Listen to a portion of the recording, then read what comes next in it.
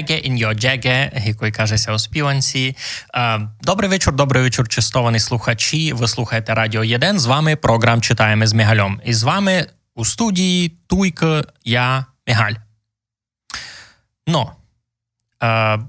Як ви знаєте, у цьому шоу я старався розказувати за деяку інтересну, а не дуже інтересну, но рідкісну літературу і пробую якось вас не заінтересувати. Низько у мене така доста спешал рубрика, можна так вивести.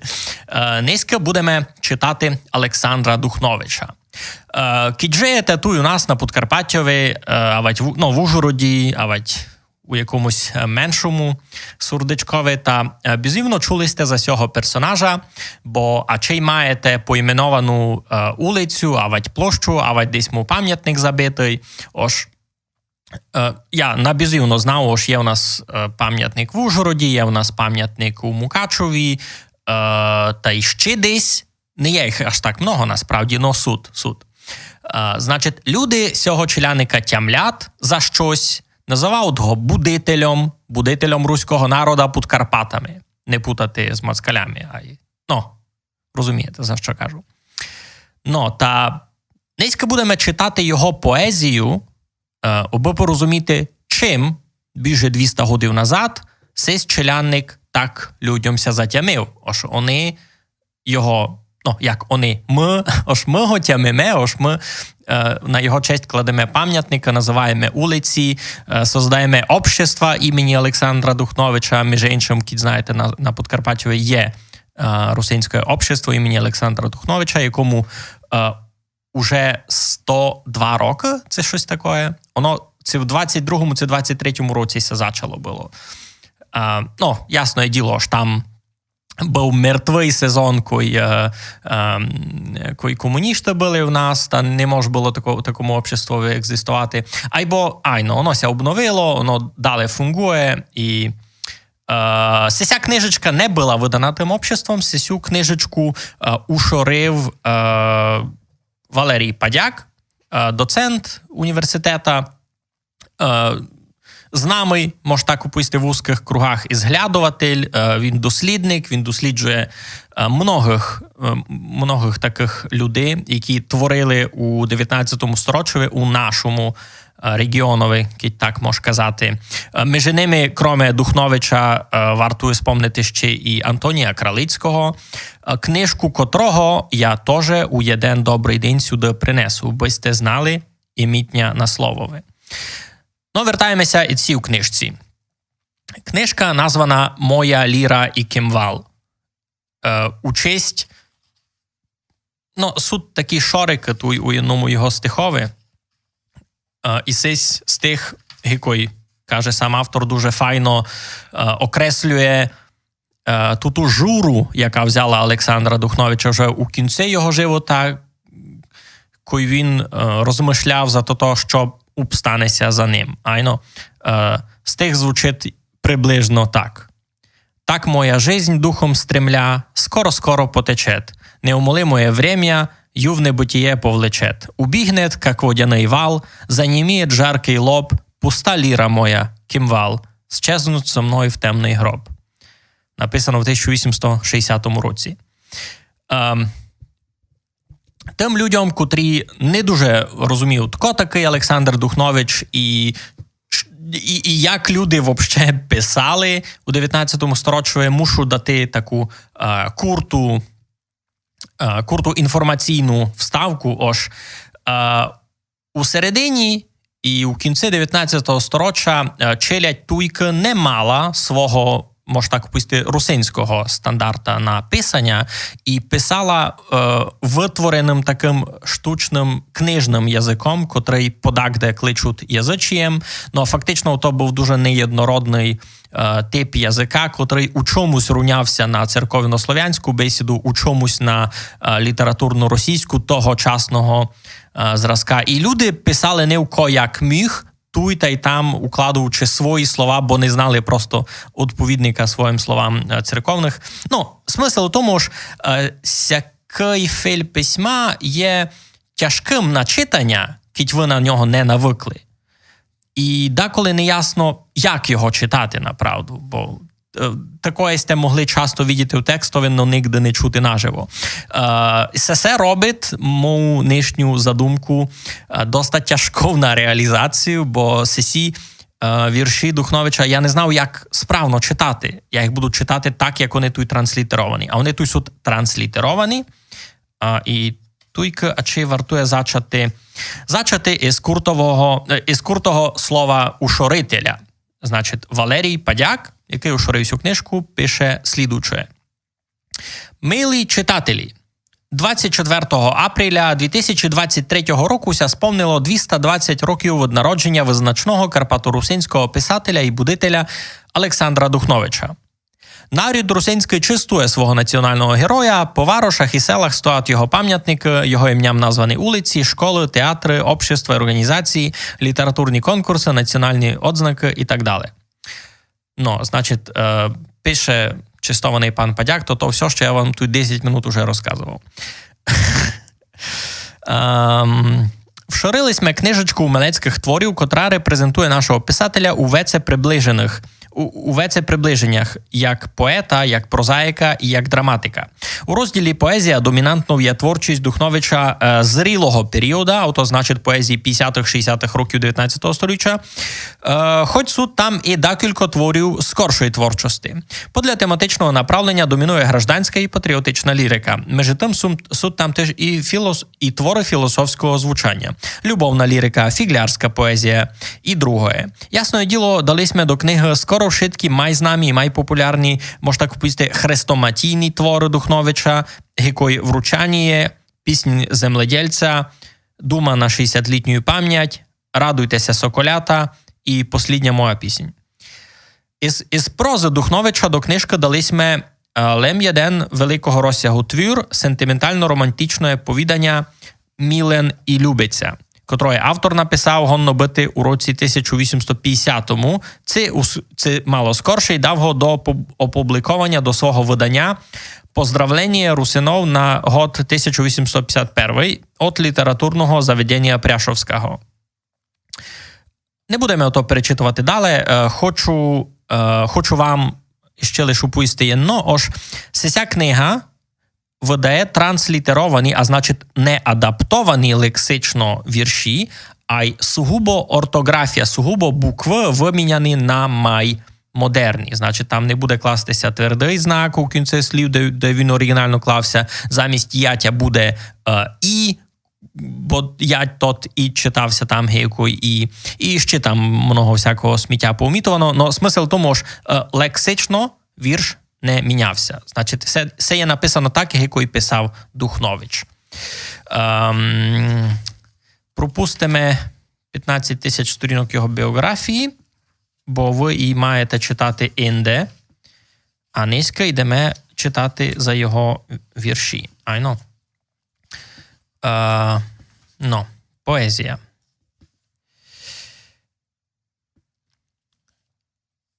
Перший розділ поезії із тих куртих його юних віршів, наприклад, «Пісні клюбезнів». «Сивенькое очко твоє, єсть мила блаженство моє. Когда я в том вижу себе, єдину желаю тебе. Сужу себе.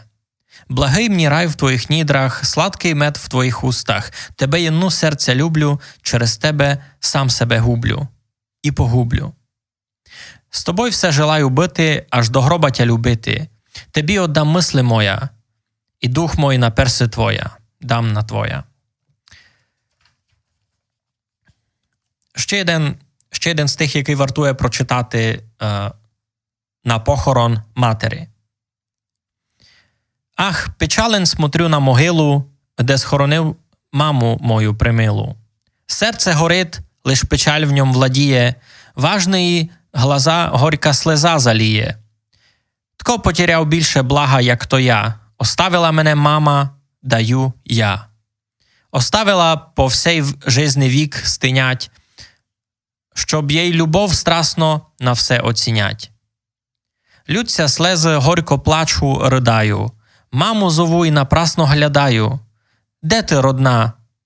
Одозвися на ділі, все синок твій плаче, ти на могилі. Ти іногда лиш слышала малий стон, сорвалась і притуляла до тих лон, кої нині неподвижно тут лежать і вічним сном в чорної спальні вічно спять. Ти не слышиш не чужий ребячий глас, не проснешся на стон його хоч на час. Солоденько лоно твоє застигло, да не узриш чадо твоє унило. Де я нині позбираю ті сили, щоб вернуть от темної могили? Де родная, де любима вічно спить, де не може серце нитко спокоїть? Бо тінь твоя, о родная, надо мною, стрижет, стогнет да тривожит мой покой. В душі моєї веселости уж ніт, унила мені моя душа і весь світ. Проспись, о любезна, до тих пор, сищу тебе там, де буде общий збор. Увидимся на Іосфат долині, прощай, не забувай о сині. Ну, і це тяжкий вірш, і треба бути видав уже у роках, аби втратити доста близьких людей, аби могтися його так сильно доконути. Не знав, це я його міг прочути так, як його чув сам Духнович, но мені ся видить, ож думки викладені епін у сьому віршові суд актуальні і донись, ож як би вам повісти, не позираючи на, може, так, де чудний про мене подбор лексики, бо тоді був такий час. Цей вірш є доста модерний, бо він розказує за чуття поміж людьми, котрі за останні 200 років, не помінялися. Я люблю свою мамку, а ви, ачей, свою теж. І це утрата, яка застане кожного, або видимо, що Олександра Духновича вона вже застала була в час написання цього вірша. Ну, добре, йдемо далі. Що далі можу ще прочитати? Виціть, що тут було такого? Є тут ще, наприклад, «Жизнь Русина».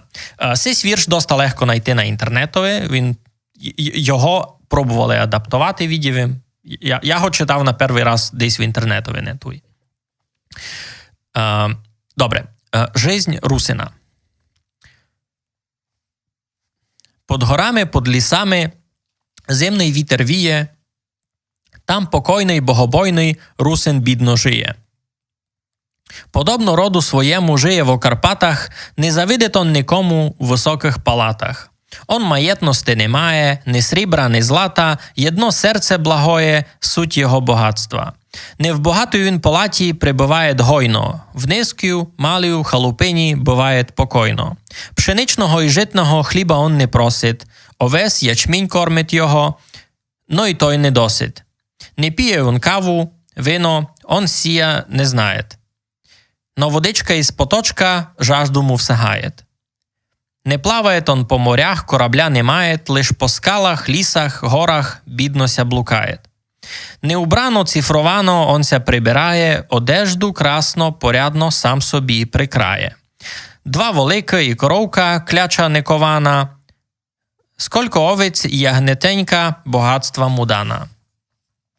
Он ремесло не кохає, лиш землю ділає, он не купчить, не кламає на то, що не має. Лем покойно, богобойно, Бога почитає, все невинно і осторожно сам себе питає. Земля йому хліба дає, поточок напоїть, он уж більше не жадає, сіє го спокоїть. Бо землю щиро ділає і бідно трудиться, по горах бистро бігає, тяжко мозолиться. Непотребному перину, когда утрудиться, ляже на зелену траву, покойно проспиться. Прото он все спокійний і біду не має, он єсть все собі притомний, бо гріха не знає. Он не злодій, не розбойник, сумління чистого, он благий, добрий чоловік і серця щирого.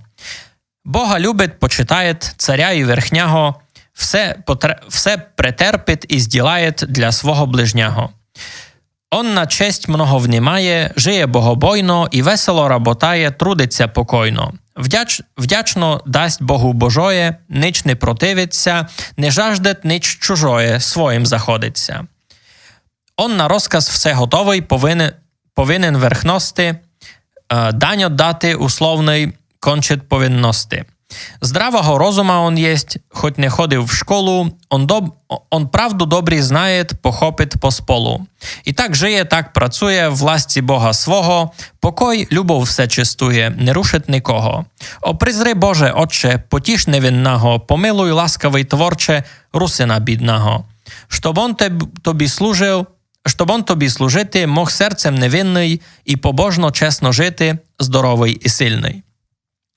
Ну, у цьому віршикові що видимо? Тільки накурто розписується живіт такого бідняка, русина, котрий живе на своєму газдівствові, має там корову, має дараб землі, у школі ніде не був, бо в той час не всім може було. Між іншим, і це вірші 30-х, 40-х годів, айно. І Духнович за то ще не знає, але вже через там 15-20 годів буде вошколування про руснаків. Там це 2 класи, це кілько було, це навіть 4. Ну,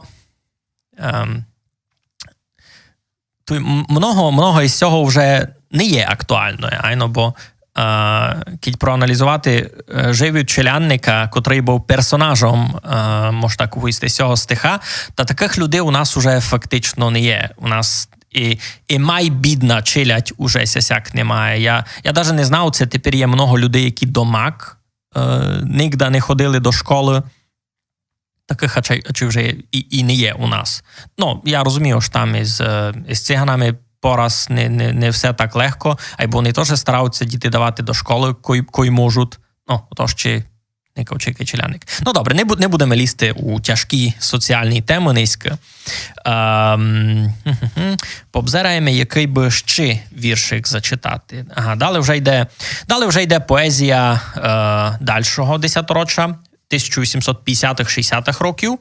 Тут зачнемо із «Вручання». Це один його такий вірш, який є популярний. Хоч, чесно вам повім, на моє суб'єктивне никання, який вірш, він є досить слабий. І це такий патріотичний восклик, крик. Но вірш, поезія, з передущі пару щось ми читали, суд многим май сильні, май тверді, мені ся лично май люблять. Ну, сись мусить зачитати, бо він є гімновим таким, айно. Вручання. Олександр Духнович. Я русин был, єсмь і буду, я родився русином. Чесний мой род не забуду, останусь його сином. Русин був мой отець, мати, руська вся родина, русини, сестри і брати і широка дружина. Великий мой род і главний, міру єсть современний, духом і силою славний, всім народам приємний. Я світ узріл под Бескидом, первий воздух руський ссал, і кормився руським хлібом, русин мене колисал. Коль перший раз отворил рот, руський слово прорек, а на азбуці мой перший пот з молодого чола тек. Русским потом я питан был, русским ішов розходом, в широкий світ, но не забыл своїм знатися родом. І тепер, хто питает меня, хто кормит, хто меня держит, самое русское плем'я мною гордость содержит. Прото тобі, роде мой, клянуся живим Богом, за печальний пот і труд твой повинуюся долгом. І отдам ти, колько могу, прийми тот щирий дарок, прийми вот маленьку книгу і сей письменний рядок. Проче же не забуду серця моєго скруху, пожертвити я твой буду, твоїм другом і умру. Ну, треба розуміти контекст часу, коли жив Олександр Духнович, коли ці вірші писали. Значить, цей вірш написаний акурат після весни народів, гися каже, айно, значить, після Читової революції 1848 года. І тоді треба було заявити про себе, айно, і цей вірш файний приклад того, це якийсь такий куртий дараб медіа, котрий може повторяти за себе, заголосити якось. Я собі можу все представляти, який тодішній варіант днішньої цієї байрактарщини. Знаєте, ну, у нас тепер є теж читаве, культурне потрясіння в соціумові, яке направду дотикається усіх возможних соціальних верств і усіх культурних елементів. І є такий прошарок культури, якась тепер творить, котру вже називають байрактарщиною. Айно, то значить якийсь контент по-українськи, котрий мусить бути по-українськи ай зато.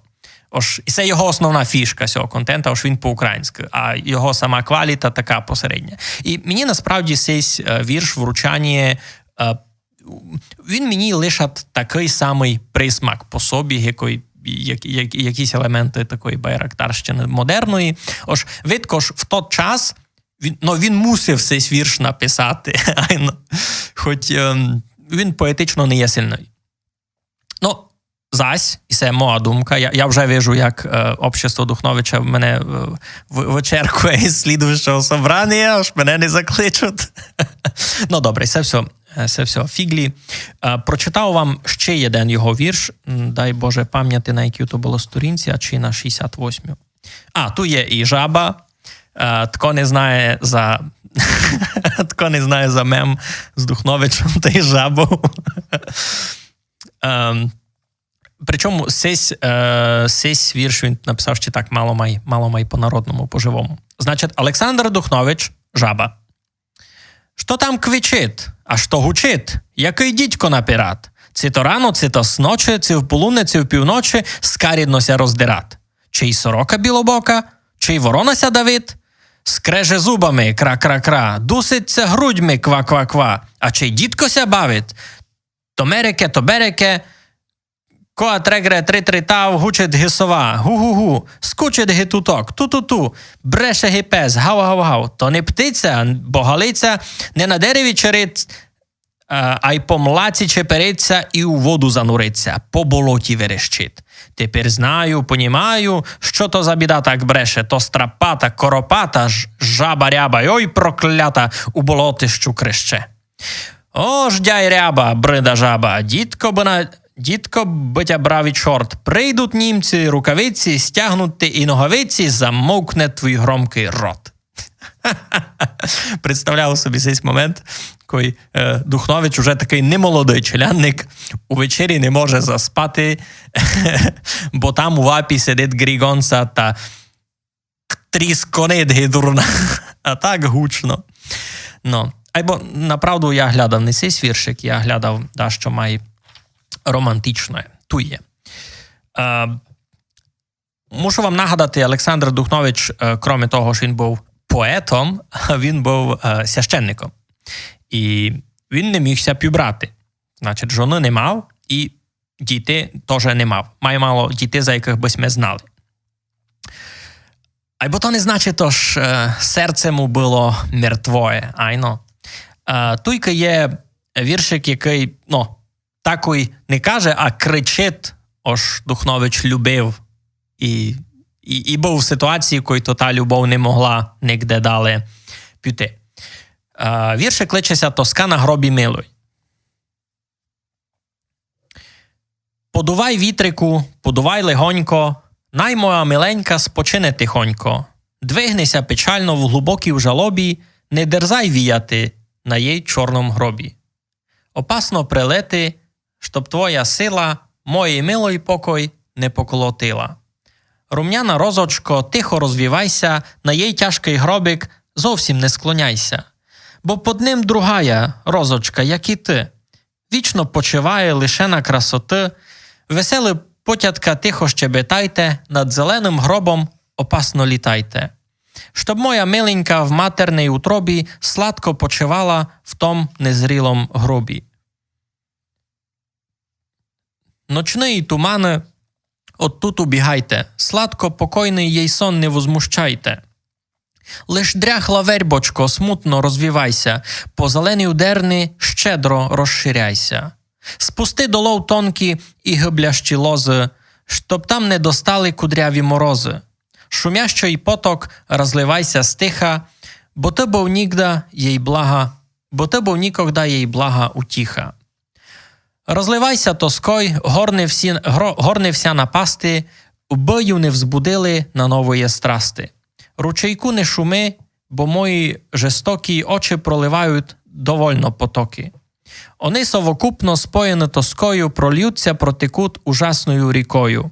Удалитись отсюд та же древні сміхи, радости, забави, пустия, утіхи, бо тут пребуває безконечна печаль, стон, плач, ужас і боль, та жар серця і жаль. Сюди не засвітить золота денничка, ані не запієт прелесна птичка. Кромічей заблудша, лишена другочка, прилетить на горкий стон сива горличка. Столисточна роза туться не розвієт, де моя миленька смутно ся розгнієт. Вона розпадеться без болізни смутка, моєго серденька вічна незабудка. Лиш на узкому гробі, на смутної могилі буде зеленіти трава в кожної хвилі. Буде буйно расти травочка зелена, моїми слезами щедро орошена. Буде незабудка жовто-синьо цвісти, моєму серденьку на жалобне вісти. Бо я його осторожно буду сокотити, от всякої напасти приліжно хранити. На дерновий холмик все позор давати, горкими сльозами його поливати. Яколь не возмогу лично судствувати, жалосна я душа тут буде стиняти. Тут я в смутної мисли непреривно буду. Покася не мину, покася не збуду, а коль я ослабну от жаркої жалоби, побіжден судьбою нещасної злоби, ви, браття, помните мою страсну тужбу, учиньте послідню падшему дружбу, при миленької гробі яму іскоплійте, сохнутое тіло при ней погребіте. І січте пам'ятник в кожі смутної верби, да буде свідитель двох сердець жалоби. Да каждый увидя дерновий той покров, скаже, пожалуя, все тут лежить любов. Сякий тяжкий, но направду файний віршик. Мені він любить як стих даже, хоч зась, так і у подекотрих з передущих, мусимо розуміти, що писався він членником 200 років назад, із домак іншими представленнями за ідеал літературного язика, який ми тепер маємо, або у цьому віршові я то чув, я цей вірш чув, і мені від нього тяжко, він у мені щось там дюгат. Ой, і я направду навіть не хочу після нього ніч читати, бо ніч із тої поезії, яку я читав, не перескочило про мене лично, сись один стих. Тим не менше, я дуже радий, що ця книжечка до мене у руки попала. Я її дістав на презентації такої цієї книжки, тільки в Ужгороді, у Пасажові, у бібліотеці, ушоритель, значить, доцент Олександр, господичку, перебачте, вже в нього всі Олександри. Валерій Падяк мав презентацію, він розказував дуже много, насправді, не тільки за саму книжку, як за Духновича Гікойчелянника, і видко, що він, то діло любить. Дуже много розказував за те, як жив Духнович, як він жив у Пряшові, як він жив в Ужгороді. Духнович дуже много років жив в Ужгороді. Він тут і учився, і робив. Розказував за нього як за челянника, що він любив. І, дуже бану, аж ви на ту презентацію не трафили. На низькачей будемо із цим кінчати. Цю книжечку де можна знайти? Це дуже важний вопрос. Значить, у Пасажовій, у бібліотеці ця книжка бути має. Значить, ви можете зайти нормально у бібліотеку і попросити книжку Олександра Духновича «Моя ліра і кімвал». Аж хочете мати дара плично, та я раз не знав, де її можеш купити, ото требася буде позвідати самого Валерія Падяка. Я думаю, спокійно можете йому написати. Контакти мають бути на сайтове видавництво Валерія Падяка. Хоч книжка не видана його видавництвом, видана інде, або безумовно, ушоритель буде знати, де може купити його книжку. Та що, красно дякую всім, хто низько подкапчав, хто слухав. Читали ми Олександра Духновича «Моя ліра і кімвал». Слідуючий випуск раз не знав, коли буде, бо, видите, моє маленьке шоу не виходить аж так періодично, як я би то може хотів, бо ще треба жити, коли не тужити. Та слідуюча епізода вже буде така 30-та, то вже буде 30-й епізод мого маленького шоу, і треба буде придумати дещо таке паранное.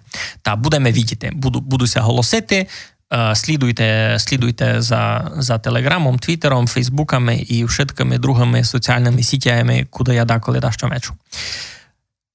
Та раз красно всім дякую. Слухали сте Радіо 1, програм «Читаємо з Михайлом». З вами був Іпін Михайль.